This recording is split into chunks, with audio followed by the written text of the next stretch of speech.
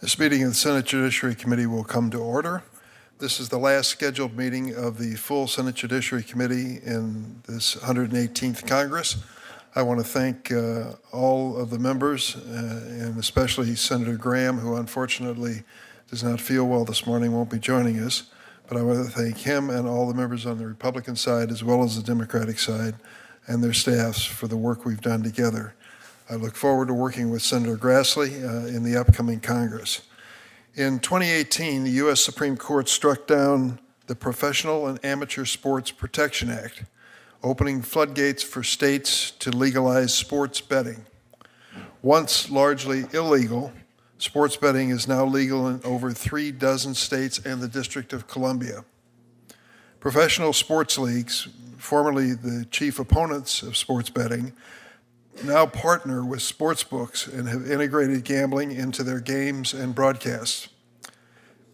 It is virtually impossible to watch a sporting event today without being barraged by ads encouraging you to bet or hearing from a celebrity endorser about the latest parlay you should try. And from the industry perspective, it's a very profitable development. Over $30 billion was bet on sports in the third quarter of 2024 alone, a nearly 30% increase over the previous year. But at what cost to the bettor? At what cost to the sport? At what cost to the school or the athlete? Let's turn to a video as by way of introduction to this hearing. Breaking news: the Supreme Court this morning striking down the federal ban on sports betting. Now it leaves it up to the states. 38 states and Washington, D.C. have legalized sports betting. And the sportsbook's message, bet, bet, bet, is everywhere. You're driving on the highway, there's a billboard for it. You're watching a show, there's a commercial for it. You're on your phone, there's an advertisement for it. It's probably a testament to how much money's in the industry with it right now, but it's everywhere you look. Gambling ads aired on TV 60,000 times in 2023, and the industry is expected to spend $1.3 billion in advertising in 2024. $200 instantly. Just betting $5. The promotion strategy includes endorsements from celebrities and former athletes, as well as partnerships with media companies. Some teams have put gambling ads directly on the field and have even built brick-and-mortar sports books inside their stadiums. The sports books and the commercials and the leagues themselves are making it look so cool to gamble and risk your money. It's being marketed much more now as like fun, play, be happy, celebrate, sports, but just be aware that it destroys lives. Now, addiction groups say problem gambling is on the rise, with more young people seeking help than ever before. I had fallen deeper into the world of online sports betting. My life was completely shattered. Gamblers have the highest suicide rate compared to any other addiction. I think that it being so enmeshed in society, we're really just at the beginning of it. While gambling can be a form of entertainment when done responsibly, in many cases it is not being done responsibly. According to the National Council on Problem Gambling, an estimated 2.5 million adults may have a severe gambling problem. Another 5 to 8 million are estimated to have mild problems. With the advent of online sports betting, everyone's cell phone is a sports book, providing betting access 24 hours a day, 7 days a week. A person with a gambling problem can chase the action at the click of a button and rack up ever-increasing losses, whether on an NFL game or professional table tennis. I believe gambling operators must play a greater role in preventing addiction on the front end by helping identify problem gamblers and directing them to help. Last night I went to a reception. A fellow I didn't know came up to me and said, "Thanks for having this hearing." And I said, "What's your interest in it?" He said, "My son's at an Ivy League school. He bets every day, and his fellow students do too. It has become so common they hardly even think it's a new phenomenon that surely has been going on forever." Well, it was going on to some extent, but now it's being institutionalized and professionalized. Problem gambling is not the only negative side of legalized sports betting. As sports betting has spread, the actual games and cheering for your team have become less important for many individuals. who are more focused on the point spread or player props. When a bet doesn't hit, angry bettors often take it out on the players. In a victory over Michigan State, last year's NCAA men's basketball tournament, North Carolina star Armando Bacot had a great game, scoring 18 points, 7 rebounds. But he didn't have enough rebounds to make a certain gambler's bets pay off. Bacot reported receiving over 100 messages from gamblers after the game berating him because they lost their bets.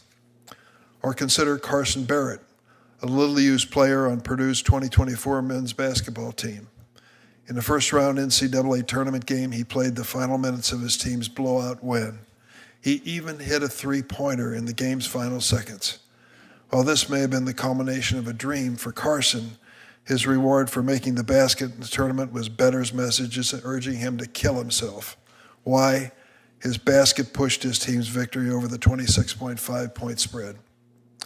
Athletes, coaches, and officials also deal with temptation to adjust their performances to make bets hit. You don't have to look too far to find a recent sports betting scandal. Whether it's NBA player Jonte Porter taking himself out of games to cash in prop bets, or former Alabama baseball coach Brad Bohannon giving inside information to bettors about his team, these scandals will continue to pop up. It is critical that Congress look into sports betting's impact on America and determine how the industry should be regulated going forward. I thank our witnesses for helping us to explore these issues today. Before introducing the witnesses, Senator Tillis has told me that he does not have an opening statement. So should I proceed at this point? Thank you. Each senator is going to have 5 minutes to ask questions after the witnesses testify for 5 minutes each. Our first witness is going to be Charlie Baker, President of the National Collegiate Athletic Association, NCAA. Prior to taking his position with the NCAA, Mr. Baker served as governor of Massachusetts for 2 terms. Welcome. If you'll hold on just a second, I'm going to introduce all the panel and then swear you in, and off we go. We are also joined by Johnson Badamosi. Did I pronounce that correctly? Badamosi, right? He's a former collegiate and NFL football player. After his collegiate days at Stanford, he played in the NFL for 9 years and served as the NFL Players Association rep. Thanks for coming. We're next joined by Keith White. Mr. White serves as executive director at the National Council on Problem Gambling, a position he's held since 1998. The National Council serves as an advocate to mitigate gambling-related harm. Next witness is David Rebuck. Mr. Rebuck served as director of New Jersey's Division of Gaming Enforcement for 13 years before retiring in 2024. During his time as director, launched online gambling and sports betting. Mr. Rebuck now serves as a consultant to the American Gaming Association. Our final witness is Dr. Harry Levant. Dr. Levant is the director of gambling policy with Public Health Advocacy Institute at Northeastern University School of Law. He also works as a therapist treating patients struggling with the addiction. He's a recovering gambling addict himself and has been in recovery for 10 years. So first I'm going to administer the oath and then we'll take the testimony. So if you all please rise and raise your right hand. You affirm the testimony you're about to give before this subcommittee be the truth, the whole truth, and nothing but the truth, so help you God. Let the record indicate that all the witnesses, thank God, has answered in the affirmative. And Governor Baker, why don't you start? Thank you, Mr. Chairman, and I want to thank you for this opportunity, and I want to thank the members for the committee for being here as well. As NCAA president, I see evidence every day of how much more complex the issues student athletes face today compared to what I experienced as a college basketball player some 45 years ago. In response, the NCAA has delivered transformative, long overdue changes to address the modern student athlete's needs. For example, the association now provides all student athletes with access to post-eligibility health insurance for injuries and mental health concerns that occurred while they were playing. Similarly, all Division I schools must provide elevated health and wellness benefits, guaranteed scholarships, and other academic support services. One emerging issue that certainly wasn't present during my playing days is the rapid expansion of legal sports betting. This is another area where we're deeply engaged in protecting and supporting student athletes. We've engaged experts to monitor contests for integrity issues. We've surveyed college students to find out how prevalent sports betting is. We've ramped up efforts to educate student athletes about the rules and the dangers of sports betting on campus, virtually, and through social media. We also monitor social media around our games. We refer the abusive, threatening, coercive, or downright criminal activity we uncover to the platforms or, in some cases, to law enforcement. It's important to note that a significant portion of this abusive content contains references to sports betting. There's no doubt that the rise of sports betting has impacted the NCAA and student athletes in a significant way. But none of the consequences are as challenging as the harassment and coercion student athletes are experiencing. We've conducted 4 different surveys over the last several months, and each one shows 10 to 15% of Division I student athletes have been harassed by bettors, more so in basketball and football, but in other sports as well. Student athletes publicly revealed they get demands for money from unhappy bettors for trivial things that don't impact the result on the field. But it doesn't stop there. Many have received death threats from bettors, and they also receive other in-person threats and accusations directed at them while they're leaving or coming onto the field of play. And unlike professional athletes, college students attend classes and live on campus. They're accessible to students and fans, some of whom, in fact, are probably the gamblers yelling at them when they're playing their game. Those differences increase the opportunity for threatening, coercive behavior across a massive number of participants in contests and create senseless risk. In many states, gambling regulators lack the authority to ban bettors for harassment. Instead, they rely primarily on the industry to share information across state lines.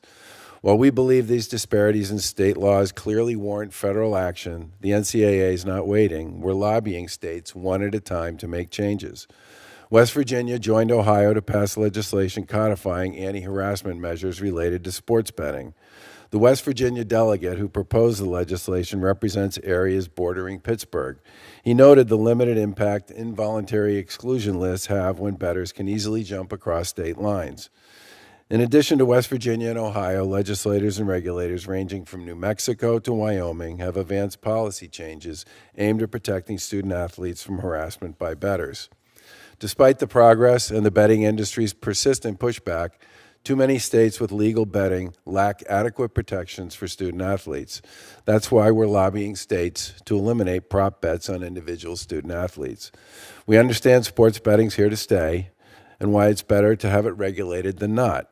While we work effectively with many in the gambling industry to uncover integrity issues, we disagree with the casinos on the issue of prop bets. On the issue of prop bets, we believe that when bettors can't gamble on college athletes' individual performances, they're far less likely to attempt to scrutinize, coerce, or harass student athletes. And several states ban these types of bets for good reason. Before we started our campaign, 23 of the soon-to-be 39 states with sports betting permitted those bets. Today, only 19 still do. Should this committee develop legislation regulating sports betting, we strongly encourage banning prop bets on college sports. We also encourage federal authorities to do more to crack down on black market betting sites. We believe these sites are where many of the underage students who report betting are placing their bets. Lastly, federal legislation offers a significant opportunity to strengthen sport leagues' abilities to investigate integrity issues. I want to thank you once again for having me this morning, and I look forward to your questions and answers. Thanks, Governor. Mr. Batamosi. Chairman Durbin, members of the committee, thank you for convening this hearing to address the critical issue of legalized gambling in sports and for considering a possible legislative solution that would address issues of player safety, game integrity, and addiction prevention. I'm Johnson Batamosi, a native Washingtonian, Stanford graduate, 9-year NFL veteran, and sports fanatic. I remember two-a-day practices and playing high school football games on Buchanan Field, which is less than a mile from where I sit today. I began playing team sports to make friends. and striving to earn a football scholarship because as a nurse, my single mother did not earn a salary that could pay the current cost of college tuition. President Teddy Roosevelt's quote regarding the man in the arena has always arrested me as particularly poignant. We all admire the athletes in an arena because of their intense efforts, valiance, dedication, and the fortitude it requires to compete at a high caliber and achieve excellent feats despite one or many obstacles. During my experience as a collegiate student athlete and when I joined the NFL as a professional 12 years ago, legalized gambling in sports, or sports betting as it has come to be, did not exist. But the intense scrutiny and external pressures that athletes often receive from fans and critics did. The sophistication of mobile devices and the rapid growth of media platforms has allowed for both fans and critics an opportunity to interact directly with the athletes that are subjects of their gaze. As a result, the rise of legalized sports gambling has increased levels of fan engagement, but has introduced more stress, new mental health challenges, and has increased the number of threats and incidents of harassment to both amateur and professional athletes. I have to acknowledge that incidents of harassment sometimes extend much further than internet exchanges, and acknowledge the families who have suffered from emotional distress or even the loss of a loved one. Words cannot begin to express the profound sorrow I feel that the sports we have played to bring our families and communities together have been perverted to a point where fans are attacking athletes. I know that many of you have been working many terms to protect amateur and professional athletes to maintain integrity and fair play in sports. And we are grateful for your long-term dedication to this cause and your willingness to work together to help keep our communities safe. I also want to recognize the many athletes who have worked to raise awareness on these and other issues, push for change, and have collaborated with lawmakers on important legislation like the College Athletes Protection and Compensation Act and others to safeguard athletes' health and wellness and to save lives. My testimony today will focus on 4 key areas of legalized internet gambling in sports: the effect on players in the arena, the influence of fan engagement, the broader societal implications, and final congressional recommendations. Players have had pressure to perform well for professional achievements and to win games, but sports betting has added a new and complex layer to this issue. Social media has enabled athletes to take control of their brands and market themselves in ways not possible for previous generations. However, it has also opened an extremely accessible avenue for threats and harassment directed toward athletes and their families alike. Now, players are targeted by gamblers who seek insider information or pressure them to perform, not for the benefit of the team, but because the gambler is financially invested in a specific performance element of individual athletes. This has an overall negative effect on a player's physical security and mental state of mind. Examples of this behavior include harassment and even death threats, like those received by tennis pro Renata Zazura following her U.S. Open loss, or those received by one Buffalo Bills kicker for missing a field goal this season. These episodes have a clear negative impact on a player's mental health and overall well-being, and has the likelihood to distract a player during the time where focus is needed on the field to avoid injury and to perform at the highest levels. When the lights are off, the game is over, and the job is done, players return home to their families like all other citizens. Athletes are constituents and contributing members of your communities who patronize the same grocery stores and whose children attend the same schools as yours. For most athletes, there is no gated community or private security force, and yet they are too often exposed to the threats associated with problematic gambling. Player safety on and off the field is a priority, and safeguards must be put in place. While legalized sports gambling has deepened fan engagement in sports, it has simultaneously transformed the fan experience from enjoying a game to celebrating or lamenting amongst other fans. Some bad actors expressing resentment and misguided indignation towards any players perceived to cost a fan money. This behavior dehumanizes a player, treating them more akin to an analytical statistic. Fans who exhibit this kind of behavior should be nowhere near athletes, coaches, or others who are there to enjoy the game and cheer on their teams. The rapid expansion of legalized gambling has raised significant societal concerns, as I'm sure my colleagues testifying here today will share. While legalized sports gambling generates substantial tax revenue and economic opportunities for leagues in partnership with sports betting entities, it risks commodifying hope and devaluing sports as a pursuit of skill and integrity. The question is whether the commercialization of gambling undermines the essence of athletic competition. I believe that sports betting can be operated in a way where the integrity of the game is not compromised, but that will take significant efforts, both on and off the field, to ensure that gamblers and athletes are acting in good faith and athletes are not put in harm's way. Congress has a role to play in passing policies that reinforce the integrity of the game while also protecting athletes. To address these challenges, players' unions collectively have endeavored to have player protections included in states' legislation, such as advocating for prohibitions on negative bets, a prohibition on use or purchase of player biometric data for purposes of gambling, and ensuring full due process rights in sports betting conduct investigations by notifying the player and their respective labor union of a potential violation. Each of these recommendations is critically important.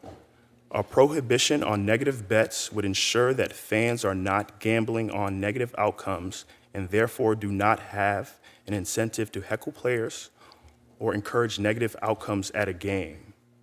Prohibiting the use of purchase of player biometric data would protect athletes from fundamental invasions of privacy and would ensure that players are in full control of their personal health information. And finally, ensuring due process rights and conduct investigations adheres to the bedrock legal principle of our judicial system that should be maintained in sports betting investigations. In conclusion, while legalized internet gambling in sports appears here to stay and can enhance fan engagement, it also possesses significant risks and has an insidious effect on the mental health outcomes of players, fan culture, and the integrity of sports. A balanced approach that prioritizes ethical considerations, player safety, and well-being is essential. Again, thank you for the opportunity to testify, and I'm happy to answer any questions you may have. Thank you, sir. Mr. White. Thank you, Chairman Durbin, Ranking Member Graham, and members of the committee for holding this important hearing regarding the impact of the expansion of sports gambling in the United States. Pardon me. I'm Keith White, Executive Director of the National Council on Problem Gambling, the sole national advocate for those suffering from problem gambling and their loved ones. NCBG speaks for the 9 million who suffer from a gambling addiction and the millions more in recovery. We bear witness to the devastating impacts of gambling addiction on individuals and their families, and to the effectiveness of services that provide hope and help. We can never eliminate the disease of addiction, but we can and must make better efforts to prevent and treat it. Our mission is to lead awareness and advocacy efforts to reduce gambling harm. Since NCBG was founded in 1972, we've remained nonpartisan and neutral, neither for nor against legalized gambling. NCBG members include 35 state affiliate chapters, as well as a wide variety of individuals and organizations, from counselors and researchers to people in recovery, from gambling, and as well as treatment clinics, regulatory authorities, gambling operators, sports leagues, and state human services agencies. Since 2018, 38 states in the District of Columbia have legalized sports betting. In fact, now over half of the senators on this committee have legal sports betting in their state, whereas none did in 2018. Ads for sports betting are now run frequently across all media, even in states where sports betting is illegal. Betting is now ingrained in college and professional sports, as you've heard. As I said in my testimony before the House Judiciary Committee in September 2018, we are concerned about the collision of three trends: vast increases in gambling advertising, especially exhortations to gamble during the game, advances in technology, including mobile online sports betting, and a virtually unlimited menu of betting opportunities on the games nowadays, including some of the things Johnson mentioned, bets on players' individual performance. Mobile and online sports gambling technology provides opportunities to enhance responsible gambling features, including setting personalized limits and self-exclusion programs, but it also further increases risk factors for gambling addiction. And it's clear gambling problems have grown over the past 6 years, especially among young male online sports bettors. While this increase from 2018 is unprecedented, our 2024 data shows that the increase in risky gambling behavior appears to have leveled off, though there are still 9 million people, as Chairman Durbin said, with gambling problems, and it's far too early to assume the rates are stable. Many factors affect these rates, including risk factors like increased advertising, as well as protective factors such as expanded prevention programming and greater public awareness of the harm that can result from a decision to gamble. While sports betting has garnered enormous public attention recently, most Americans did not place a sports bet in the past year. And it remains important to recognize that problematic gambling behavior extends well beyond sports and demands a broader national public health approach. Public health involves partnerships with communities, health providers, social services, and the gambling industry. We have to look intently but critically to policies in other countries to ensure that our solutions are embedded in the nation's cultural, political, and economic systems. We have to recognize that state and tribal governments have historically overseen gambling in accordance with constitutional precedent. Unfortunately, however, many of these same governments have never invested in their problem gambling programs or created strong, responsible gambling regulations. While 2023 saw a historic high of $134 million in public funding invested in state problem gambling programs, that still represents only 50 cents per capita, which is 338 times less public funding than is devoted to substance abuse. It's clear that state governments have not provided nearly enough support. And it's also true that public health is a shared responsibility between the states and the federal government. NCBG therefore strongly supports the Gambling Addiction Recovery, Investment, and Treatment Act introduced by Senator Blumenthal this year. The GRID Act provides critical funding to prevent, treat, and research gambling addiction without increasing taxes or government bureaucracy. Put simply, the GRID Act returns nearly half of the sports betting excise tax revenue to state health agencies. Increasing access to problem gambling treatment is the most important aspect of GRIT. NCBG estimates that every dollar spent to prevent and treat gambling addiction saves government at least $2 in criminal justice and healthcare-related social costs.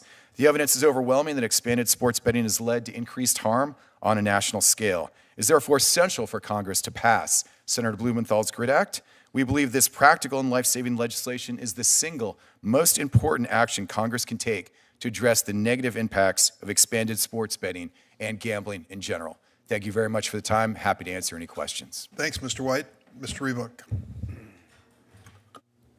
Good morning, Chairman Durbin, Ranking Member Graham, and distinguished members of the Senate Judiciary Committee.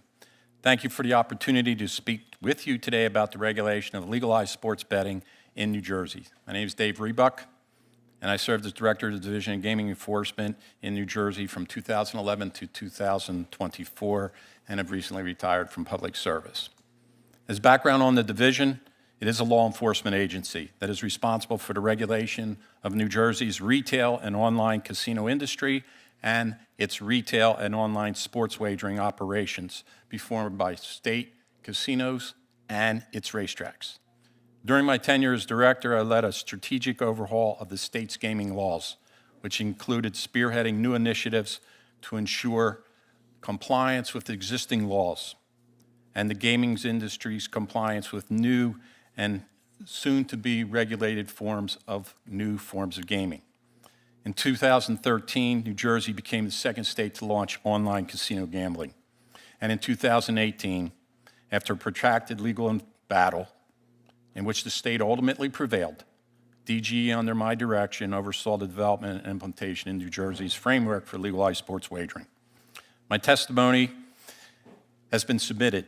I do not intend to read it to you today, but I am here today as a proud advocate for state-led regulation of legal gaming, including sports wagering, and to explain why the states and tribal jurisdictions that oversee sports wagering and not the federal government are best equipped to address the issues presented. However, let me highlight to you some important points to provide you with the confidence that the past successes in effectively and efficiently regulating a multitude of gambling activities by states and tribal jurisdictions will continue with sports wagering.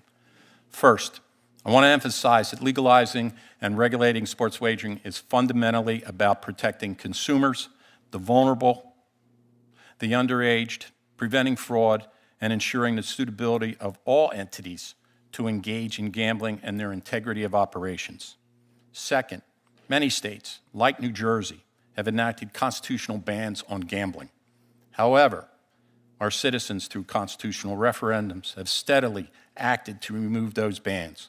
For example, in New Jersey, a multitude of well-regulated legal gambling options exist for decades before sports wagering, including betting on horse racing, creation of a state lottery, gambling on bingo, raffle sales, wagering on boardwalk and arcade games, and establishing casinos. Third, not unlike virtually every commercial function in our country, the confluence of the internet access and historical retail gambling games has substantially expanded the landscape of how citizens desire to engage in gambling. The total capacity for gambling today is as large as ever because its citizens desire the freedom to choose to engage in activities that were in the past prohibited. Wagering on sports is clearly defined by this new freedom. Before legalization, millions of people wagered billions of dollars annually through illegal operations and often committed fraud, evade taxes, and in many instances were tied to organized crime. These illegal operators offer no protections, leaving Americans vulnerable to identity theft and worse. Today, every state in this nation has illegal gambling, including sports wagering, available readily to its citizens. The ease of access to these websites can be viewed by anyone while in the state and violating state and federal laws, and they're flaunted with impunity. I do not underestimate the challenges that come with regulating sports wagering, such as responsible gambling and ensuring compliance with regulatory standards. However, states are already addressing these challenges head-on, with many adopting best practices like mandatory self-exclusion, partnership with addiction treatment providers, partnerships with universities, such as our partnership with Rutgers University, to engage in evidence-based research in order to best design practices reducing gambling harms. Finally, I want to indicate the industry is also well engaged in this research. They recognize the critical importance also to sustain their operations by deploying best practices for responsible gaming and reduce problem gambling harm. They recently established the Responsible Online Gaming Association. The investment of $20 million is a profound commitment to engage in research that will identify, implement, and propose best practices for responsible online gaming that is performed by them. In closing, I urge the committee to respect the successes the states have achieved in regulating in the past, and federal oversight is clearly not needed. Federal cooperation on certain issues have already begun, and we look forward to continue with collaborating with agencies like FinCEN, Department of Justice, to do good work. Thank you for your time. I look forward to answering any questions continuing in the future. Thanks, Mr. Rebuck. Dr. Labatt. Good morning. You will hear often this morning the words responsible gaming. This is code for gambling industry self-regulation and state control. I am here this morning to offer Congress a different approach to regulating the industry from a prevention of harm perspective as an issue of public health. I'm grateful to Chairman Durbin, Ranking Member Graham, and the distinguished members of this committee for the opportunity to offer testimony regarding the public health crisis created by the unprecedented expansion of online sports gambling. It is my hope this is the start of public dialogue and debate, which will result in Congress enacting much-needed legislation to bring comprehensive public health reform and regulation to the sports gambling industry. I serve dual roles as Director of Gambling Policy with the Public Health Advocacy Institute at Northeastern University School of Law and as an internationally certified gambling addiction counselor. This permits me to clinically treat patients and families suffering with gambling addiction while simultaneously serving as a researcher and policy advocate working for public health reform. I am also a gambling addict in recovery. I made my last bet on April 27, 2014, and on that same night nearly took my own life. With gambling addiction, the risk of suicide is omnipresent. Research shows that 1 in every 2 people suffering will contemplate suicide, and 1 in 5 will attempt. In the grips of my addiction, I devastatingly hurt many people who had loved and trusted me. This included clients, friends, my kids, and the people closest to me. Personal carnage related to gambling addiction destroys the most trusted and intimate relationships, often beyond repair. Gambling addiction took my mind, my soul, body, and conscience. It left me broken, battered, and homeless. I was unrecognizable to myself. The only thing I had remaining was my name. On February 15, 2015, I stood in a courtroom in Philadelphia, a court where I had practiced law for more than 2 decades and where my father had practiced for more than half a century. In the presence of the court, the clients I had betrayed, my children, and more, I pled guilty to financial crimes committed in the throes of my gambling addiction. On that day, I pledged under oath to the court that if I could get well and find recovery, I would give back by doing everything in my power to prevent others from suffering. I come before this distinguished body filled with a deep sense of gratitude, respect, and purpose. The mission has never been more important. We are presently witnessing the early years of a fast-building public health crisis, and the time is now for Congress to act. We have known for more than 12 years that gambling is an addictive product, and gambling disorder and addiction similar to heroin, opioids, tobacco, alcohol, and cocaine. With every other addictive product, government regulates the advertising, promotion, distribution, and consumption. Sadly, with gambling, the exact opposite is occurring. The gambling industry business model is designed to deliver constant and nonstop action on every phone, tablet, and computer. With the use of technology and AI, the industry and its sports and media partners have turned every micro moment in each game or event into more and more gambling action. From the speed of the next pitch, football snap, basketball shot, as the chairman mentioned, even ping pong from Eastern Europe. The gambling industry and its sports partners have taken sports away from the children, families, and American people. Sports have become the equivalent of a nonstop slot machine. Understand, I am not opposed to sports gambling. In fact, I support its properly regulated legalization. However, I am vehemently opposed to what has happened in just 6 years. What has been launched on the American people is a newly created AI-generated online gambling business model, which delivers a fundamentally different, defectively designed, and inherently dangerous product to every phone, tablet, computer, and TV. The gambling industry has expanded to include once unthinkable partnerships, which include sports leagues, teams, owners, players, the world's largest media and tech companies, social media, AI, and state governments themselves. All are acting in concert to deliver online gambling at light speed and ensure the action never stops. The new AI-fueled business model will inexorably result in increased gambling addiction and gambling-related harm. I see this every day in my practice as a clinician. So how did we get here, and why is it essential that Congress act now? There are 2 quick answers to this question. First, online sports gambling is a fundamentally different and more dangerous product than ever could have been imagined. In fact, DraftKings recently purchased an AI company called SimpleBet, so that DraftKings now owns the technology to deliver targeted AI-generated gambling to each individual user. The second, follow the money. Sports leagues, teams, owners, and players now sell their data to the gambling industry. Every single sport. The industry then turns this data into instant micro-betting opportunities where the action never stops. The industry, having spent billions with a B to acquire this data, has only one way to recoup their money and turn a profit. They're selling no widgets in the marketplace. They are converting this data into more and faster instant gambling action. And that is a matter of public health. I don't come here only to warn. I come armed with public health policy solutions, and I hope we will address many of these during the Q&A. I'm presently privileged to work with Senator Blumenthal and Congressman Tonko. I look forward to working with many more of you, and I invite your questions. Thank you. Thanks, Dr. Levan. Appreciate it. Each of us is going to have 5 minutes to ask questions on the panel, and that's not nearly enough time.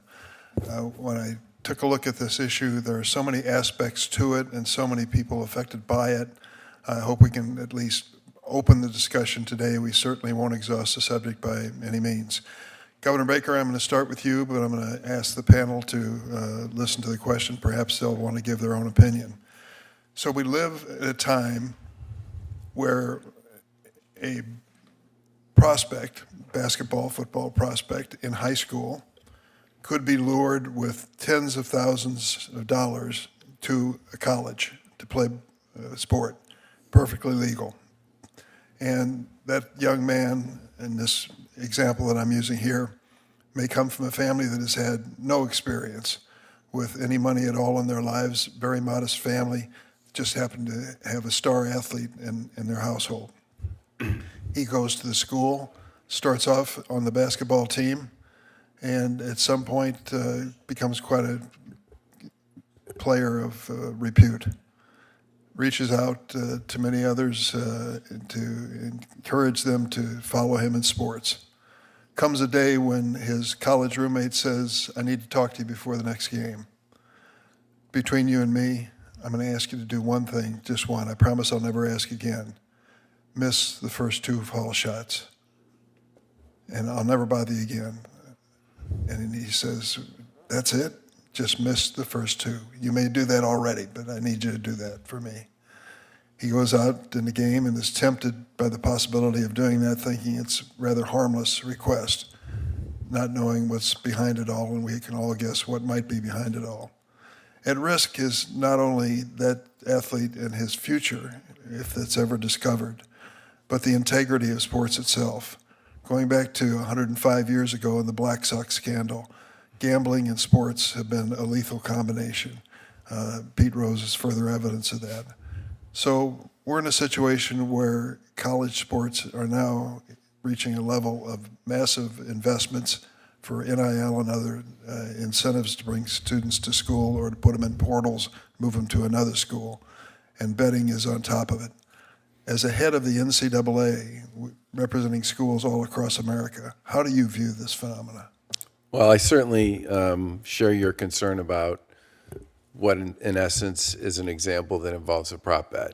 And one of the reasons why we've been working hard to get all states to prohibit prop bets on college sports is, for example, for exactly the reason you just raised. I've actually talked to student athletes who have told me 100 versions of exactly the same story you just told me, which is the pressure that they feel, social pressure and other pressure from classmates, schoolmates, people they know, friends, people around the sports community, to do certain things that aren't going to affect the outcome of the game, but will absolutely help, quote unquote, somebody make their number. And that's part of the reason why, for us, this prop betting issue in particular is so fundamental. I mean, the example that you used about Armando Bacot having what he thought was a pretty good game in the tournament in which UNC actually won and getting more than 100 messages directed at him because he didn't get, a quote unquote, enough rebounds. Those stories are everywhere. And I think one of the most fundamental opportunities that we have to take at least some of the pressure off a lot of these young people is to get prop bets out of the system. It's an enormous problem for them, and it creates an incredible amount of harassment, social pressure, and abuse, period. So let me congratulate Senator Tillis for landing at his state university Bill Belichick, one of the legends. I was going to bring that up. One of the legends in football. We're quite familiar with him in Massachusetts, yeah. So this last week they published his contract in more detail than I think usually is disclosed, how much he's being paid and so forth. And the people he's going to hire to be part of his operation from the NFL, interesting investment in talent for the university. And then the last item was $20 or $23 million that is going to be used for incentives to bring athletes to the university. this is a big money operation. I'm not so naive to believe University of North Carolina is unique in this situation. But with all this money coming in and gambling superimposed on top of it, how do we preserve anything that looks like a credible sporting event, let alone amateur-type athletics? It's too bad that Senator Welch just left, because I was planning to congratulate him on the fact that University of Vermont won the D1 National Soccer Championship last night. About as amateur a team as you're going to find competing in Division I. I think the part of our objective on dealing with the money is this settlement that we've negotiated with a number of plaintiffs on a series of cases that typically involve NIL and other stuff that date back 10 years.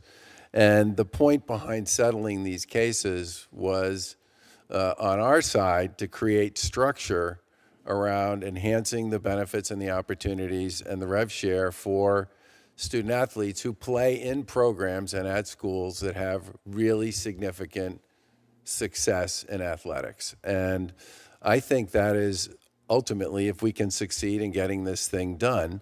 We got preliminary approval from the judge earlier this year, and she is going to have her final hearing on this in April.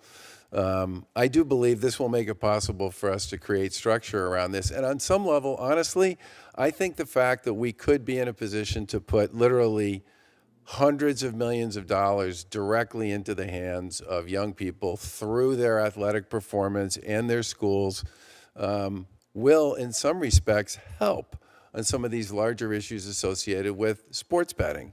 But the abuse and the harassment and the beatdown, not to mention the social pressure that you talked about, that they deal with right now in this space because of the prop bet element that's attached to this, is not going to go away unless we manage to figure out some way to get prop bets out of college sports. And that's why we've been spending so much time going state to state to make that happen. Thank you, Governor. Before I turn to Senator Tillis, Mr. Batamose, a lot of people in Chicago are paying a lot of attention to Gonzaga graduates now. We thank you for being here today. Senator Tillis. Thank you all for being here today. Governor, I have hated the New England Patriots since since the infamous snowplow game against my Miami Dolphins. Ron Meyer, in the 80s, I remember. Yeah. When I lived in Boston. But now I've found a way to actually have a warm place in my heart for at least one person associated with the Patriots. We appreciate that. And I guess in full disclosure, I don't bet. The only bets I make are with my brothers, and the payoff involves acts of public humiliation. So I'm so sorry for Ms. Levant what you're going through, but I'm glad that we're having the hearing today to talk about getting this right, because I think too many states are getting it wrong. I think of the 38 states that have legalized sports betting, 34 have prop betting, for example. Smaller number than that. We've managed to, it's about 19 that still have it. Still 19, good. So that's a good trend. But I'm going to get, in time allowed, to one suggestion I think we should have on a path forward. But I never miss an opportunity to bring up, well, first off, there's a lot of money involved here, and there's a lot of headwinds against this. And I'd like to give you an example of one of those players who I think supports and is making money off of prop betting and generally sports betting. That's the Eastern Band of the Cherokee. Now, how does that come up into this hearing? Well, I just happen to be spending a lot of quality time with the Eastern Band of the Cherokee debating why they're spending all this money that they're making off of gambling, trying to prevent a tribe that has been denied recognition for 130 years from getting recognition in the state of North Carolina. I'm not going to get into the details of this except for one William Pipeston, who's making millions of dollars in targeted lobbying, in this case, to try and defeat my efforts to get a tribe recognized after 130 years of patent bias, racism, and a number of other factors, using money that they're deriving from sports gambling to do that. And believe me, they're going to have an army of people raising millions of dollars to prevent us from trying to scope this down to a level to where we allow this legal market to exist, because, to Mr. Rebuck's point, it's going to exist. So government has to exist to make it as safe and as minimize the impacts as possible. I don't believe that you're going to find the Eastern Band of the Cherokee, who I believe are just this week announcing a new casino that they're going to be managing in Danville, Virginia, all excited about more prop betting, more revenue for them. You can take that down. I'm kind of curious about in some respects, I think in abstract, the sports betting issue and the marijuana legalization issue. First off, there seems to be a pretty substantial correlation between states who have legalized marijuana and states who are legalizing sports betting. The challenge that we have is we have a patchwork of laws now around the marijuana trade, and we have a patchwork of laws around the sports betting trade. And so it really raises the question of how can we get to a place where when a market exists, and it has persisted for thousands and thousands of years, a gambling market, how do we make it safe? How do we address the negative consequences which will invariably occur? And how do we resource the various agencies to make sure that we can do that? And I, for one, think that in the same way that hopefully next year we'll have this discussion about marijuana, Mr. Rebuck, I disagree with you on the lack of need for federal guidelines. I do not want, as a matter of federal law, I would never vote as a matter of federal legislation to legalize gambling at the federal level, in the same way that I wouldn't for marijuana. But I would be very open to an independent commission that would be tasked by this body to spend a year putting together guardrails and a framework that makes sense so that states who choose to have an affirmative vote and a law that is either signed by or overridden by, signed by a governor or overridden by a governor, that they have to conform to certain rules of the road. If we do that, the federal government's going to have to play a role. And what concerns me is if we don't, the American people don't know the difference between with AI and with the sophistication of technology today. If we don't figure out some way to authenticate the sportsbook operations that are legitimate to avoid international influences, all the other things that we have to look at, you only do that through federal supervision at some point. You have to have the resources available to do it. So I think we should start thinking ahead in the next Congress. I know you've been an effective chair, but I don't think you're going to get this solved before you pass the gavel over. And if I'm willing to bet on that, incidentally. But I think what we need to do is recognize that this is interstate commerce. If you're in a state that's not legalizing it, you're naive if you don't think they're gambling. In the same way, if you're in a state that doesn't have pot legal, then you're going to the Eastern Band of the Cherokee and buying pot that for some reason you can buy in Western North Carolina. There's not a legal place you can transport it out of the Eastern Band of the Cherokee's boundary, for example. So maybe we need to start thinking about rules of the road. I'm kind of going on the pot angle, but on the gambling angle to get this right, or it's going to get worse, and the bad actors are going to exploit more. We're going to destroy a game that I'm fanatic over. We're going to destroy this game because of all the other pressures that are coming in and influencing the product. Thank you all for being here today. Senator, may I briefly address your comment? Yes, please. Senator, I would agree with you that there absolutely needs to be a level of federal oversight.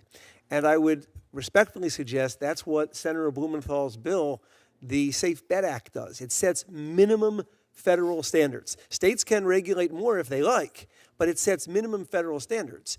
And in so doing, would create the opportunity to solve Governor Baker's problem, which I agree with. Prop bets where we are literally taking young athletes who in May were at their senior prom and are on an athletic field in September, and people are betting on everything they do. Congress could, and the Safe Bet Act does it. Safe Bet Act eliminates college prop bets. It would be a minimum standard. Governor Baker's going to exhaust himself going state to state to state. However, he's right, and Congress could make that, as it is in the Safe Bet Act, one of the minimum federal standards. States could do more, they would retain control, but Congress would be able to speak. Thank you, sir. Thank you, Senator Padilla. Thank you, Mr. Chair. Mr. Rebuck, in your testimony, you advocate for state-led regulation of legal gambling, including sports betting. In my home state of California, as you know, not just the most populous state in the nation, but for purposes of today's discussion, the largest market of any state in the nation. You cannot talk about gaming in any context without respecting the role of our 109 federally recognized tribes. The voters of California granted tribes exclusivity in gaming operations nearly a quarter century ago, and this commitment must be maintained in any attempts to legalize and expand sports betting. Now, in order to maintain a model that respects tribal sovereignty and their exclusive rights to the state's gambling industry, California would require a uniquely tailored approach to any legislation that integrates sports betting. Can you discuss how you handled any similar stakeholder dynamics in New Jersey when you oversaw the legalization and implementation of sports betting there? Your question has to deal with the jurisdictional sovereignty of Indian tribes that are clearly recognized under federal law, and I would say are regulated today by the federal government. The Indian tribes do not exist in tribal lands in New Jersey, so to answer specifically your question, I did not interact with the Indian tribes in that regard. But I have a high degree of confidence in the regulatory ability of Indian tribes. I've met with many of them. We've shared information. A number of Indian tribes today are clearly engaged in sports wagering, as was just mentioned in North Carolina. Their standards, their regulations flow through the government, the federal government, that has almost a test bed, if you wanted to work with Indian tribes to do things that otherwise you think they're not doing well today in their efforts. The issues in California with the rejection of sports wagering was delivered by the disappointment of Indian tribes being not consulted, not involved, and as a stakeholder in what direction the state of California would move forward if they were to authorize sports wagering. I work closely in New Jersey with 3 Indian tribes who are licensees and operate in New Jersey: Seminole Tribe in Florida, the Mohegan Tribe from Connecticut, the Mohawk and Kanawaki Tribe from actually Canada. They are very talented, very dedicated to ensuring integrity of operations exists, suitability exists. They are no different in their regulatory authorities than what exists in states today. So I share your concern, and I would suggest you are on the right line of absolutely including them in any dialogue that has to deal with an expansion of sports wagering to their tribal lands or to the states that they're located in. Okay. Thank you, Mr. Rebick, and I want to thank you and all the witnesses for testifying on today's subject. I would ask not just Chairman Durbin, but the incoming leadership of this committee in the next session, that to the extent that we're going to continue to have this conversation, to continue to explore this area, that we must include the perspectives, the voices, the participation of tribal leaders on panels like we're seeing in today's hearing. I also want to end with not a question for Mr. Baker, but an invitation for an ongoing conversation. Not to go off too much on a tangent, but even without the amount of money that wagering on collegiate sports is generating, there has been an issue of the flow of money in collegiate sports and the treatment of student athletes. How much money in collegiate sports? I mean, Coach Belichick's contract is just one of many, many, many examples, let alone the amounts of money that we know is going into facilities, arenas, stadiums, et cetera. And I raise this because it seems that for a long time, we've lost sight of the term student athletes, which is an NCAA invention, I understand. And it's really an athlete student. What comes first? The treatment of students, young people, women and men, as students first that happen to play a sport, or athletes first and get an education if you can.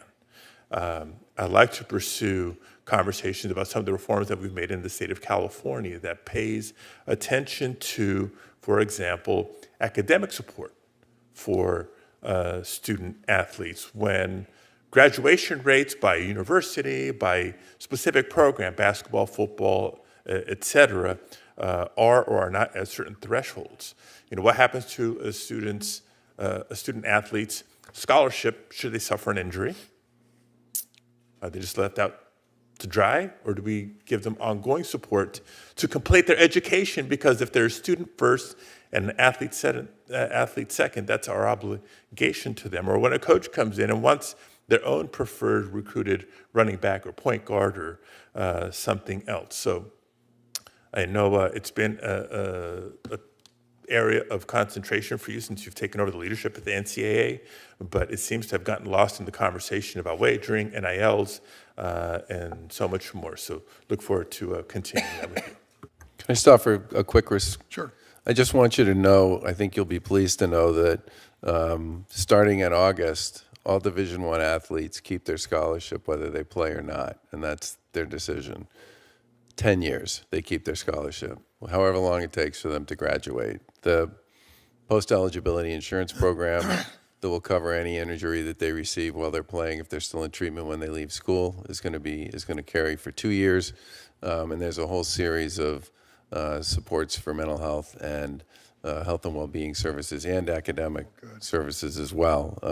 We just released, I think about 2 months ago, and we'll send it to your office, Senator, the data on graduation rates, and student athletes across all three divisions graduate at a higher rate than any of their peers, no matter how you do the math, by class, by ethnicity, by race, by gender, it doesn't matter. Student athletes actually have made a lot of progress in this area, and I give them and the schools they attend enormous credit. But I will make sure we send all this information to your office. And we'll send it to the committee as well. Thanks. Senator Blackburn?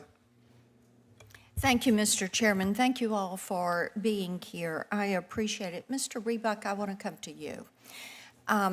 We know that the U.S. is going to be the epicenter, if you will, for sports. We've got the World Cup in 26. We've got the Olympics in 28. And as we were working on some of this for the hearing, I was really surprised to see that 10% of organized crime revenue is made from sports betting. And that, to me, is something that's a little bit concerning. And match fixing has become a concern, looking at these high-profile events that are coming our way. And Senator Cortez Masto and I recently sent a letter over to the DOJ on this very issue. And I would like for you to just comment. You've set up some of these gambling operations. So comment a little bit on what more needs to be done to address match fixing and these harms. Thank you for that question. I can relate to you what New Jersey did when we won the case in PASPA. I approached in the governor's office at that time, Governor Phil Murphy, with the question of we need to reach out to the plaintiffs, the leagues and the NCAA, because they will have to be our partners to ensure the integrity of their matches, the training and education of their athletes, the structure that they have for overseeing compliance issues in gambling are at the highest level, and we will work with them. But first, so you're looking for a partnership? We have a partnership because what we did, I can tell you today, 6 years later, and Governor Baker can comment on this, there have been massive investments of money by the professional leagues, not only through structure. So you're confident enough is being done? I am confident we are on a good path. Okay. In this industry, you should never be confident with the status quo. Okay. You should always look to new ways and new technologies that allow for information to be shared and risk assessments to be implemented. Great. Let me move on. Yes. Mr. Levant, I want to come to you. Thank you for your op-ed on COSA. I know Senator Blumenthal and I appreciate that support, and he and I have worked tirelessly to make certain that kids are protected in the virtual space. And one of the things that is so troubling is that there are not protections against gambling for kids in the virtual space. It seems to be pretty easy, unfortunately, and we know that it is harmful, it is addictive. And what more can be done to keep children from participating? Senator, thank you for the question, and thank you for your leadership on this issue. There are two initial thoughts that come to mind. The first deals with the overall normalization of the relationship between gambling and sports. If you are a 12-year-old child, you don't know sports without it being attached to gambling.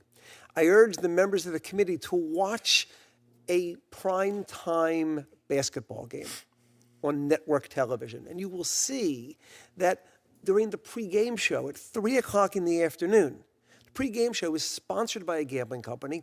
They are talking about betting. They are making suggestions for betting. Gambling has taken over sports, and for children, the normalization of gambling, which is a known addictive product, and making it part of sports is one of the most long-term problematic aspects of this. The second thing, Senator, is I'm not going to do it right now. I have my phone in my pocket. I don't have an account. I'm a person in recovery from gambling addiction. But with 2 clicks of my thumb, I could get into an online sports book, just like a 9-year-old could. Now, that's not to make a bet, but it's to see all of the gambling activity.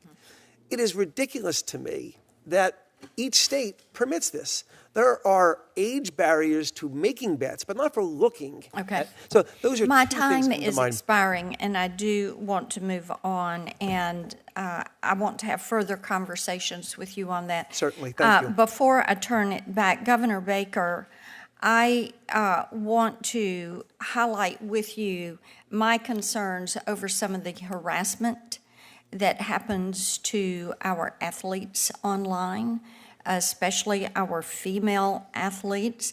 I will visit with you separately.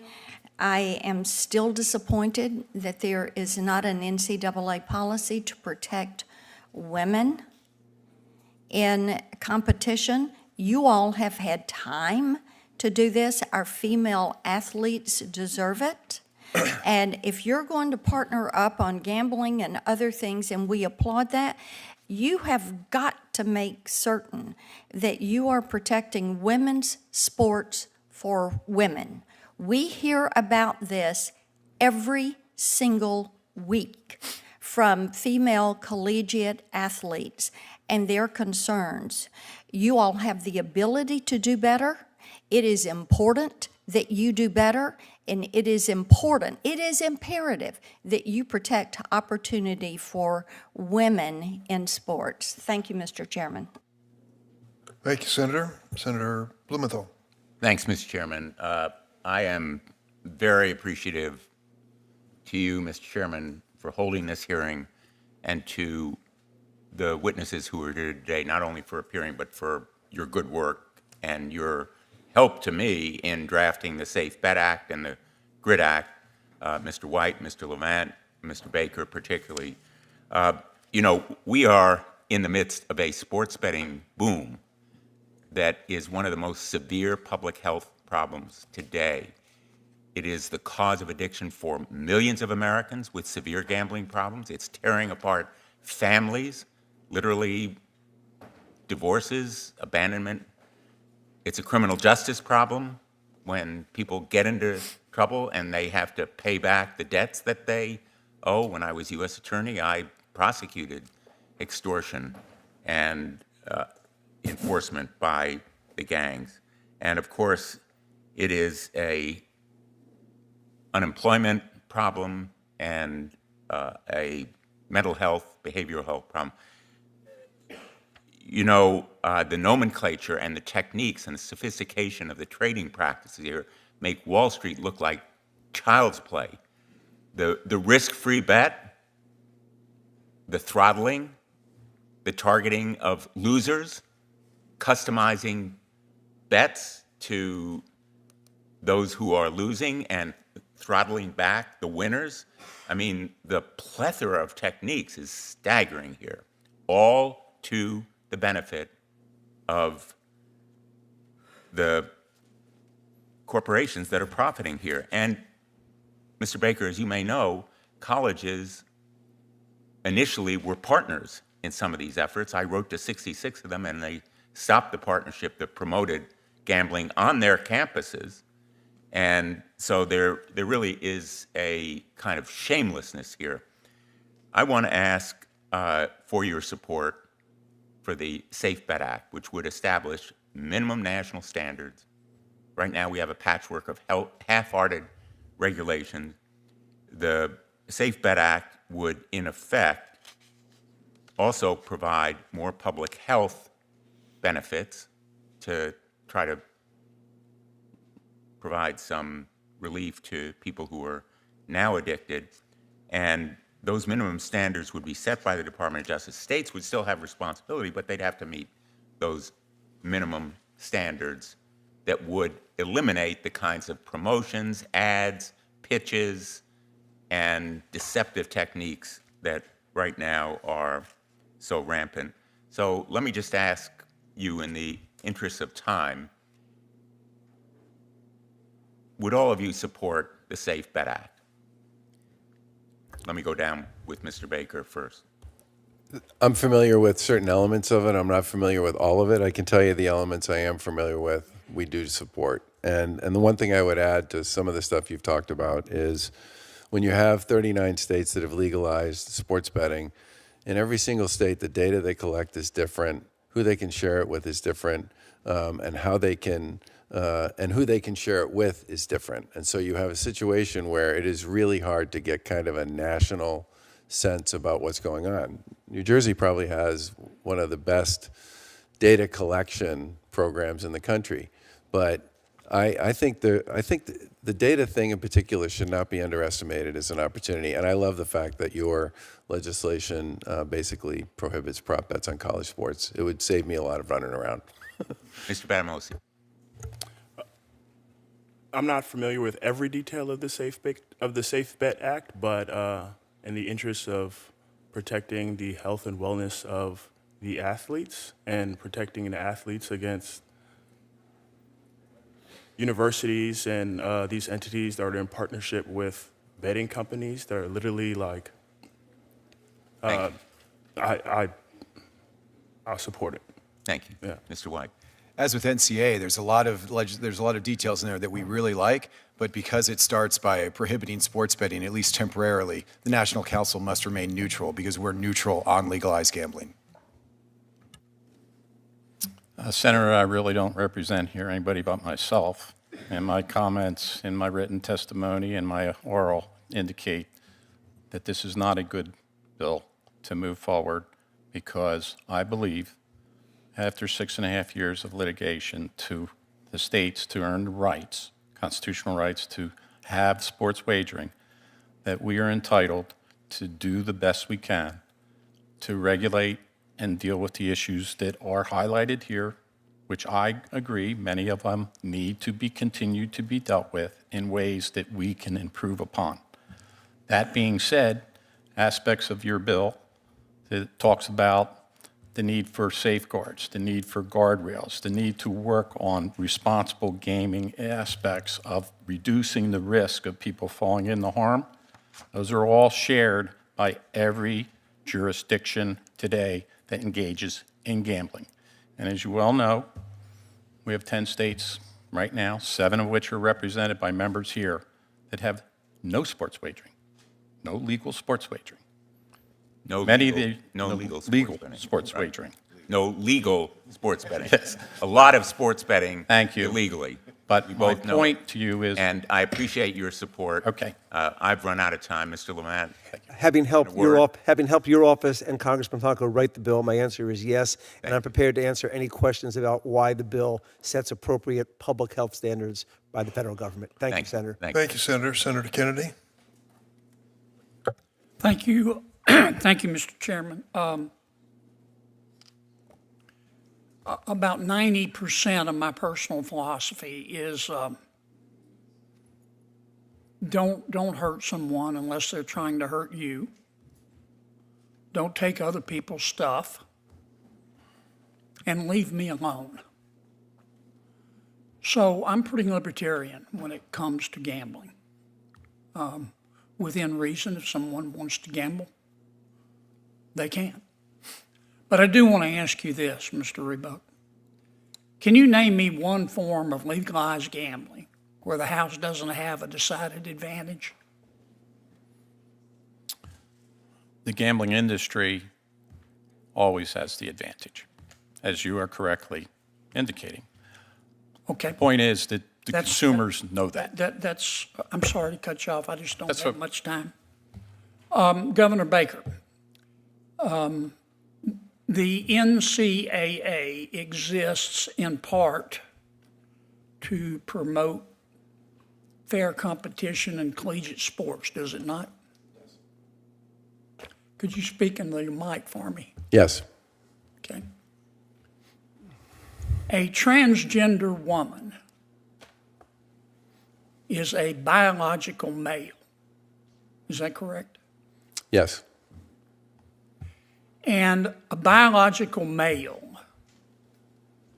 is always going to have a physical and a physiological advantage competing in a collegiate sport against a biological female.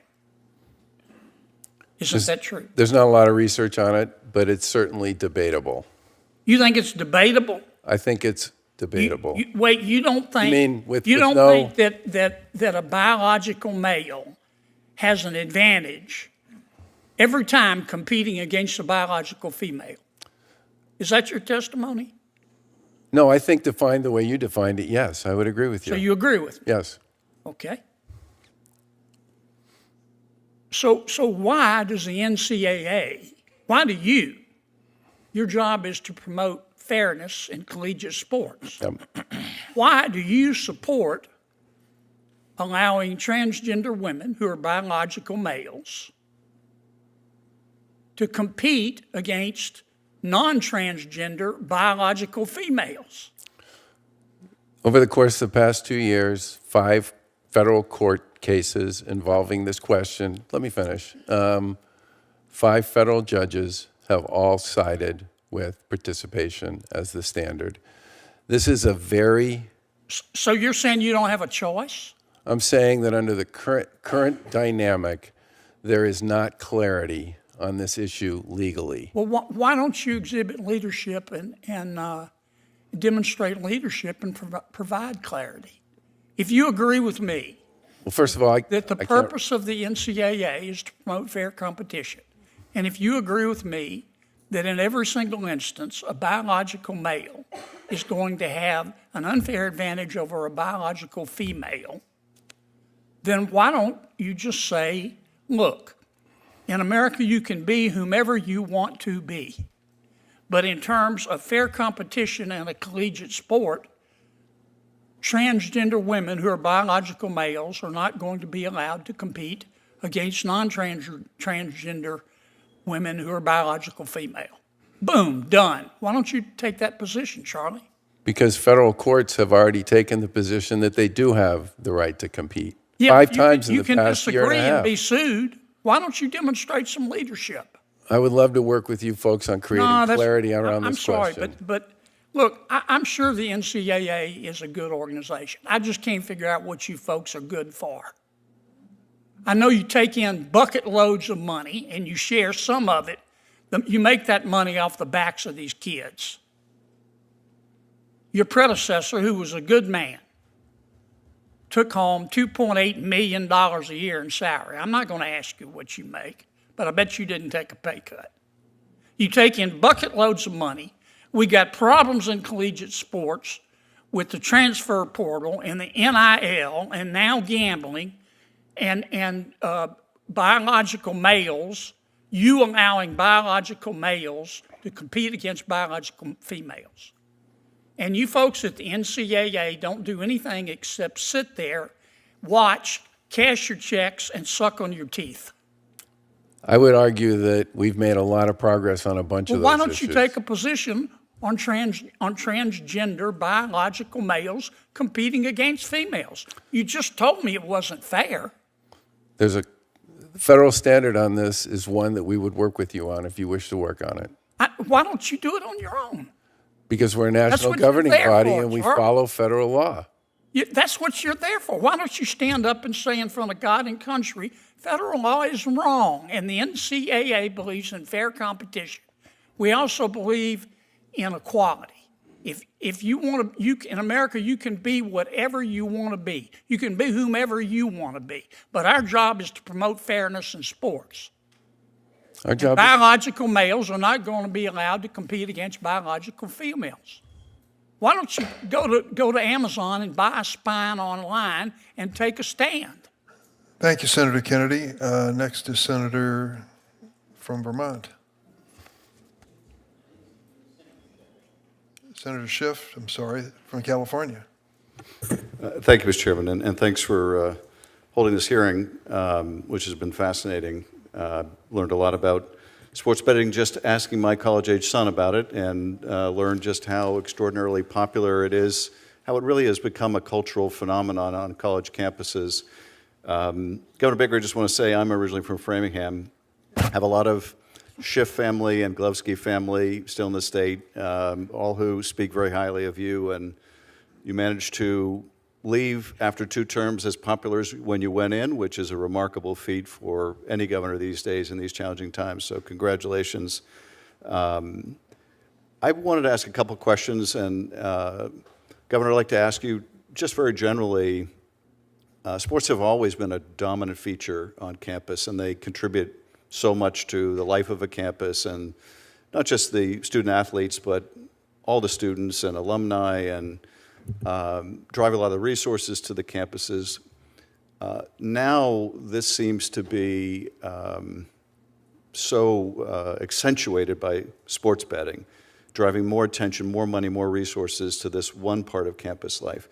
Is there a risk that everything else becomes overwhelmed by all the money going into sports and sports betting on campuses? And how do campuses preserve some balance in the light of that and the contract that the chairman was talking about, Bill Belichick, and how much is devoted to this one feature?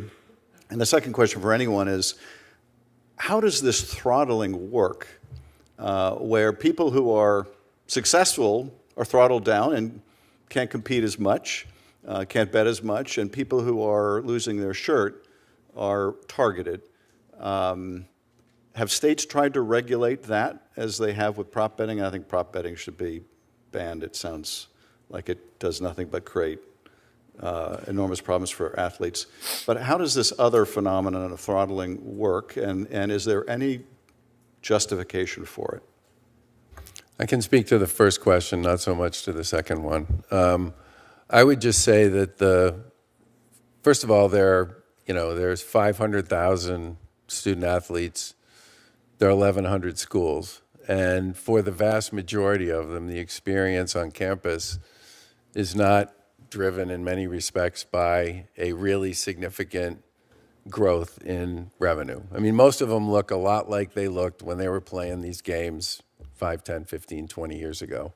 But they teach all the same lessons that all sports teach in terms of your ability. And by the way, Senator, congratulations, University of Vermont, a classic example of one of those kinds of schools that won the D1 soccer championship yesterday. I can continue, yeah. Let's not forget the Broncos Division II leaders in California. Of course, the Broncos, yes, that's right, Cal Poly. Feeling competitive with Vermont right now. But those are great examples of exactly what we're talking about. I think the The big issue for us coming in has been enhance the benefits that we make available to student athletes, come up with a model, working with the plaintiffs in several particular cases, to create a model to provide additional benefits to the kids who play at the schools that make the most money, and then do what we can, especially in this space, to provide as much protection to them as we can, and to give them a lot of guidance and advice. We run the largest sports betting integrity program on a per game basis in the world. We also run the largest in-person education program for student athletes of any kind, anywhere in the world around sports betting. And we've put a tremendous amount of effort into driving this conversation around prop betting and have had a fair amount of success, to the point where we have 19 states left we need to move. And we also track all the abuse and harassment that comes at student athletes who participate in our major championships, and created a fair amount of public conversation about that when we released that data earlier this year. I think the challenges, especially at the highest end, are profound, and I think we should be doing everything we can to help kids there. And in particular, the prop bet one is a great opportunity to do something in the right direction. Senator, if I may, to your point about the prevalence of wagering on campus, Charlie's group did a survey that showed the majority of young male college students have placed a sports bet in the past year. The other striking finding from our study is that one of the biggest predictive factors of sports betting is educational status. Unlike other forms of gambling, where it's negatively correlated, the higher your education, the less likely you are to bet. In America today, the more education you have, the more likely you are to bet on sports. So there's this cohesion now of sports and athletics, athletics and education, which we've always had, but now that gambling is so tied in with sports, now education is one of the biggest predictive factors. We don't see that with sports betting anywhere else in the world, and we don't see that with any other form of gambling in America. So there's a real concern about how we reach these young, educated men who have this huge propensity to bet on sports and, unfortunately, are at highest risk for gambling addiction. Senator, may I take the second part of your question very quickly? I run a patient treatment group, and my patients know I'm here today, and I asked them if there was one message I could deliver. And 14 of the 15 all told me the same thing, and that is, let elected officials know how they are targeted to keep them gambling. I'll make an offer to you that I've done with Senator Blumenthal, Congressman Tonko, done with the New York Times and CNN and CBS. I would gladly sit down with your staff members, any staff member, and show you while we watch a game together how the rapid fire and the VIP programs keep people in action. I think members of this committee need to be educated on that so it can be addressed. Thank you, Chairman. Thank you, Senator Schiff. Senator Hawley. Thank you, Mr. Chairman. Mr. Baker, if I could just start with you. I confess I didn't understand your answer to Senator Kennedy's question about the safety of women in the sports of the NCAA overseas. Did you say the federal law requires the NCAA to permit biological men to play in women's sports? No, I said there have been 5 cases in federal court in the past 18 months. And okay, because I thought you told him that federal the reason judges the NCAA sided couldn't with do, participation. the reason the NCAA couldn't take a position on this, in fact, you have taken a position on it, you're affirmatively permitting biological men in women's sports, but you said to him it's because of federal law. There's no federal law that requires it, right? The relevant federal law is Title IX, is it not? You're familiar with Title IX. If guidance on this issue from Title IX or guidance with respect to discrimination law would be Title IX is already the law. Title IX says federal judges have ruled on this. It's 20 U.S.C. Section 1681A. By the way, let's just dispense with that canard. No federal court has ordered the NCAA to include biological men in women's sports, right? There's not a single case that has ordered the NCAA to do so, correct? That's pretty much what they decided in the San No, don't Jose say pretty case. much. We're talking about the law here. Yes, I know. And you actively dissembled to Senator Kennedy just a second ago. It's not true that the NCAA has been ordered by any court, number one. It's not true that federal law requires you to include biological males. In fact, Title IX explicitly says, no person in the United States shall, on the basis of sex, be denied the benefits of any educational program or activity receiving federal financial assistance. You are in court at this moment arguing that Title IX doesn't apply to the NCAA, which is astounding to me given the amount of money, federal money, the NCAA gets. But let me just ask you this. A total of 5 teams, 5 women's volleyball teams, Wyoming, Southern Utah, Utah State, Nevada, and Boise State all had to forfeit 7 games in their conference play, NCAA conference play this past year, women's teams, because a biological male under your rules was playing on a rival's team. How is that not denying them the benefits of the sport? Why is this fair to women? And when that issue went to federal court, the judge sided with participation. No, the NCAA did not go to court. No, that is not true. The federal judge made the decision with respect to the issue you just raised. Your rules have not been tried in federal court, and your rules explicitly permit biological males in women's sports. And I am asking you, why is that fair to the women? All of these women on these teams had to forfeit games and therefore a chance to compete in the championship because of your rules. And I want to know, why is that protective of women? That's my question.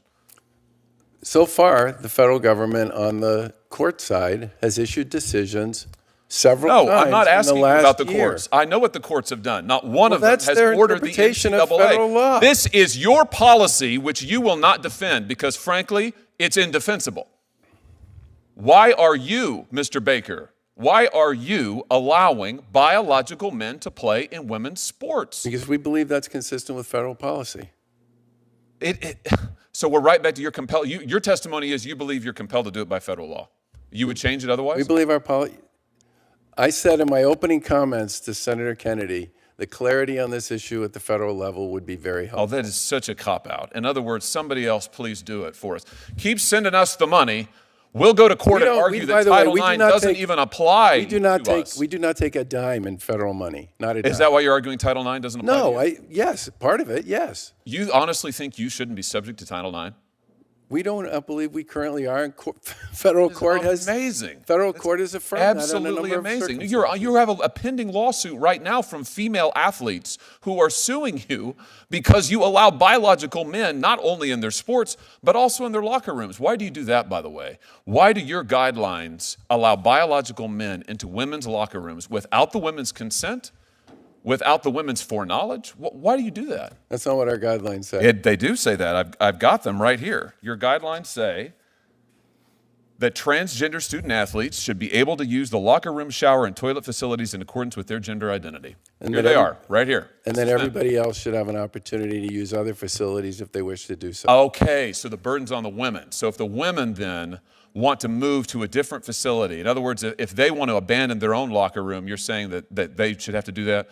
So in other words, it's their problem? No, we put a significant amount of emphasis on what the locals' plans are, and we make sure that everybody. What does that mean, the locals' plans? Whoever it is that's hosting the event. You have guidelines that instruct them what the best practices are, and your guidelines say that biological men can go in and use the women's locker rooms if they want to. What the women want has nothing to do with it. They're not mentioned in here at all, correct?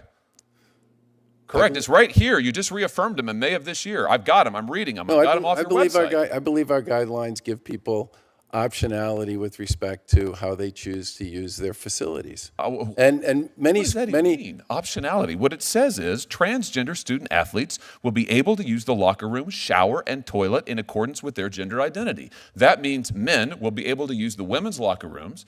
And as Riley Gaines and others have testified before this committee, that means if a man, a biological man, wants to use their locker room, they just have to accept it. Or else the women have to go somewhere else. They've got to go find an alternative. Why is that fair? We told the local folks who've hosted our tournaments they need to create accommodations for the people who are playing. You know, so it's the feds on the one hand, it's the locals on the other hand. The only person who doesn't seem to bear any responsibility in this is you and the NCAA, who are the governing body. And your testimony here today is you're not even subject to Title IX. Mr. Baker, I can't tell you how disappointed this makes me, but not just disappointed, frankly, infuriated for the student athletes who are suffering because of your policies, and you won't even defend them. You won't even take responsibility. It's outrageous. It's totally outrageous. Expired. Senator Welch.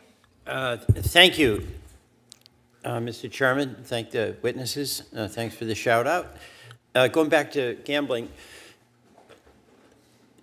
could you talk a little bit more about what the emotional pressure is on the student athletes, Mr. Baker? Governor Baker?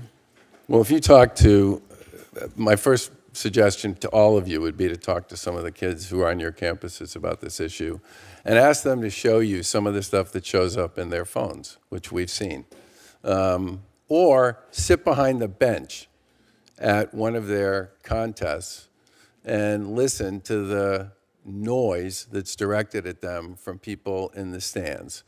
Part of the reason we released the results of the data we collected from our previous engagements with championship data collection was to point out to people how aggressive and in some cases brutal the incoming a lot of these young people get. So that's all pressure from bettors Yes. who want an outcome. In fact, and we're holding them accountable one of our that outcome one of our is. championships, we literally put 24/7 police protection around one of the teams because of the legitimacy of the threat that they received from a bettor when we showed it to local law enforcement. And how much pressure is there on kids to participate in the sports betting, the athletes themselves? They get a lot of pressure from their, I mean, this is something this might have all been before your time, thank God. But a big part of the abuse that's coming from the stands also involves classmates, schoolmates, friends, who literally talk to them in a way where they basically say, look, you're my friend. I'm not looking for you to lose a game. I just need you to miss the first 2 free throws. And that's the prop bet. And that's the prop bet. Right. And Badamosi, you want to speak Yeah, about I can that? comment on it. I think Thanks. I think the pressure comes, or one is an athlete succumbs to pressure when they're in need, and if they don't have the money to buy a meal or pay for gas, then they might succumb to that pressure. They've got opportunity. They got the need that you mentioned. Yeah. Now, some universities take better care of their athletes than others. All right. I want to ask another question about marketing and the use of AI that you've all described. One of the questions I have that hasn't been a topic of this hearing is the concentration of the betting industry in 3 or 4 companies. And Senator Lee and I have sent a letter to the FTC really inquiring about whether there are antitrust issues here. And obviously, in any market, not just this one, competition's important. And one question I have is whether the more we allow for competition, some companies may have better practices than others. I don't know if that would be helpful or not. But I'd be interested, sir, in your comments on that.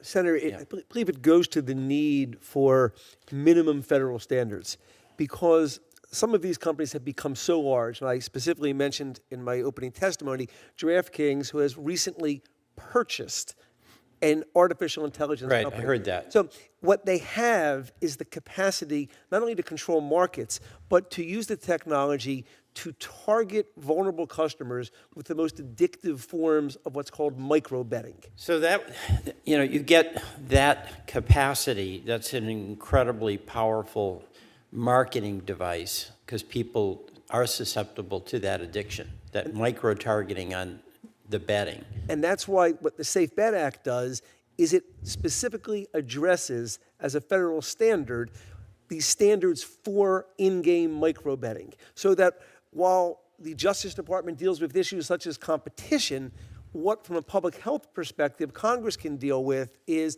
which forms of these bets should actually be permitted and which are simply too dangerous from a public health perspective, and that's what the Safe Bet Act would do, sir. Senator, if I may, in some sense, arguing about what types of bets to limit and prohibit or allow ignores the fundamental nature of addiction, which is that it flourishes regardless of legalization or regulation, and which is why we support the GRID Act that would provide for the first ever federal support for states like Vermont to establish the kinds of prevention, treatment, and research we need to address this. Mr. Rebeck, thank you for that. I understood you wanted the states to be able to make the decisions, but it seems to me that it helps a state. I used to be a state legislator. If there are standards, you're not then arguing about exceptionalism where there's some self-interest at stake in the form of revenue. So why would that be a problem from your perspective? Well, let me comment first on the harassment of student athletes. I share that concern. Everybody shares that concern. As Governor Baker understands, New Jersey affirmatively reached out to every Division I college in its state and made it very clear to them, if at any time a student comes to you, an athlete or any student, you have an affirmative duty to refer that matter to law enforcement, and this Assistant Attorney General has state troopers who are prepared to engage in investigations and use all the tools at our disposal if they are a gambler. Well, go after them. I don't mean to interrupt, but I'll interrupt. Go ahead. Well, what Governor Baker said was that a lot of the harassment is around the prop betting. That's gambling. Right, but why wouldn't that help you, rather than have all this after-the-fact investigation and protection of athletes? Here's the end result. Just prohibit prop betting so the students don't get hammered on that. We have 10 states that have no gambling at all. We have 15 states that have bans against betting on in-state college events in their state, including their student athletes. Okay. We have the letter I reached out to and referred to. Many of these cases, I wish they had been referred to us to investigate and handle and treat as criminals. The response to that in New Jersey is very low and in many ways non-existent. I'm not saying harassment doesn't exist. Yeah. I'm just saying the tools are there to make a force. My time is up. Thank you very much. Thank you, Senator Welch. Although this is a hearing that is nominally dedicated to the issue of gambling and sports and other issues have arisen. I want to give Governor Baker an opportunity to complete a few answers that he may not have had the chance. But I'd like to ask you a question or two. How many athletes are there in the United States in NCAA schools? 510,000. How many transgender athletes are you aware of? Less than 10. Less than 10 out of 510,000? Yep. Are you governed when it comes to the policy of the NCAA by state law? Of course. So if 25 of the 50 states currently say that transgender children can play in sports according to their gender identity, you're bound by that standard? Yes. Is there anything else you'd like to say on this subject? I think part of our challenge is dealing with a very murky set of court decisions and at the state and federal level around this issue, which creates a certain lack of clarity around our policy, because our policy ultimately needs to comply with federal policy. Which is why guidance either on the regulatory side or on the statutory side would be very helpful. 510,000 athletes, 10 transgender athletes nationwide? Or less. I assume the NCAA is also concerned with other issues in women's sports? The harassment that I speak of is far more prevalent in major women's championships than it is in men's championships. And in fact, the data that we put forward from our major championships last year showed that the worst examples of online threats, abuse, and harassment were being directed at women basketball players playing in our women's basketball tournament. That, in many respects, I think, is not as well known as it should be. We tried to do a pretty good job to promote it and make clear to people that that was, in fact, the championship that had the most brutal and the most troubling and the nastiest collection. And all we know of is what shows up on their public handle. We don't know what's on the stuff they're getting in their direct messages. We talked to a lot of the folks who played in those tournaments, and they said the stuff that comes in on their DMs is a lot worse than the stuff that we see on their public handle. I wish my colleagues who share my concern and yours for the future of women's sports could have heard your testimony. I think it's very important. I want to thank all of you for joining us today. This is not the end of this discussion, but only the beginning. And as we see, there are many aspects to this whole issue in terms of the future of sports, treatment of athletes, colleges, and basically gaming industry nationwide, which is a very viable and important part of the economy, and whether or not it will establish standards that are sensitive to the individuals who are being affected by the current standards. As I said at the outset, this is the last meeting of the Senate Judiciary Committee, last scheduled meeting. It's been my honor to serve as chairman. I wish everyone the very best. The Senate Judiciary will stand in recess and adjournment.